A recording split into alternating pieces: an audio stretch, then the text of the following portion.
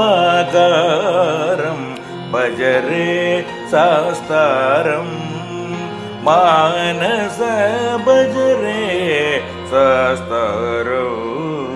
मानस भजरे शास्तारम् आगमसारं योगविचारं भोगशरीरं भुवनाधारम् आगमसारं योगविचारं भोगशरीरं भुवनाधारं पन्दळवासं पाण्ड्यकुमारं पन्दळवासं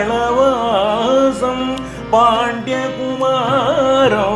पन्दळवासं पाण्ड्यकुमारं